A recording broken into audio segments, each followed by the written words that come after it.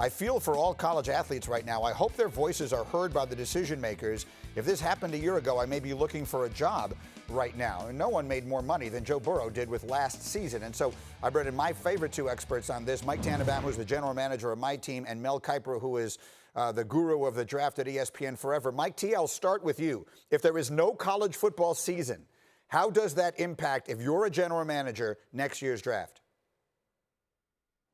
The impact is massive. We take an inexact science and make it even murkier.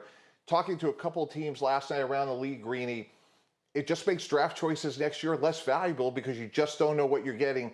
And you alluded to someone like Joe Burrow. This time a year ago, we didn't even know who Joe Burrow was. You've mentioned that before, Greeny.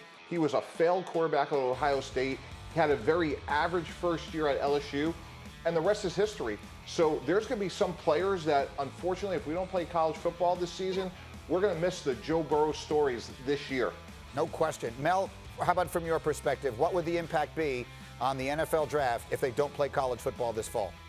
Also think about Kyler Murray, how far he moved up and where he was regarded in August prior to his final year becoming the #1 pick. Same thing with Baker Mayfield. Like that third, fourth rounder becomes the #1 pick overall. I think you look at how you evaluate players will be different if there's no season. You have to go back and evaluate them prior to this season, obviously, but the kids who would have been first-time starters, kids coming off an injury, coming off a year they were a nickelback, they were a key reserve, special teams, this was going to be their year, which means you have to talk to the coaches, position coaches at those schools, say, hey, who are some of those guys, or nobody else knows, are ready to emerge, that we haven't seen on the field because we weren't able to see them play this year, that we should maybe take a chance, take that leap of faith on. Also, draft choices, moving up, moving down. Those third, fourth rounders now will be a little iffy, where before they were more defined. So will you be looking for draft choices the following year to move out of there? Will you be looking more opportunity to move up and target a guy that you don't necessarily have as much information on?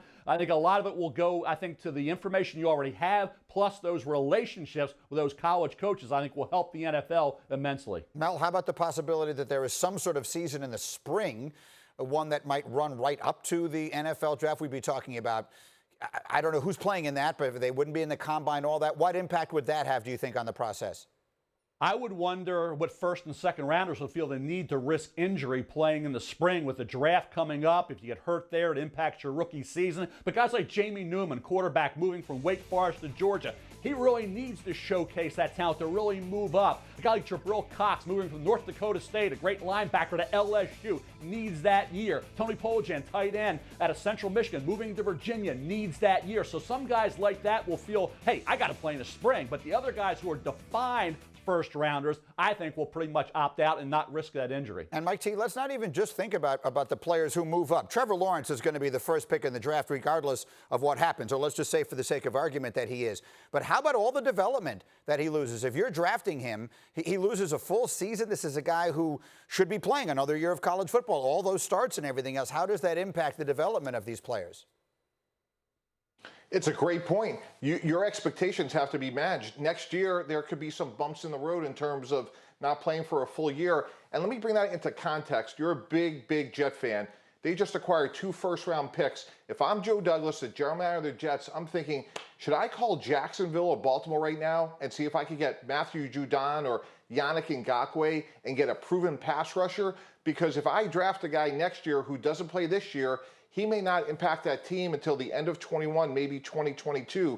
So am I better off giving up one of these first-round picks and get some instant sort of value for him during this season? So the permutations are really somewhat complex, and I think we're going to see some unusual trades this year because their picks next year just won't be as valuable if, in fact, we don't play college football this season. It's an important point. Mel, I've got 45 seconds left. What's the other thing that, or any other thing that you think fans should be thinking about right now as we work our way through this process? Well, I think if no season, I think you mentioned Trevor Lawrence. Justin Fields, quarterback at Ohio State, he showed a little Patrick Mahomes. With a season, normal season, could he have challenged for that top pick? Things like that, I think, and I mentioned some of those transfers would be critical to see how they would have performed in that new environment, in a new conference, with a different team in a different situation. So I think those are things you hope you see this year. If you don't have a season, it's going to be really challenging for those NFL personnel departments to try to get it right come late April.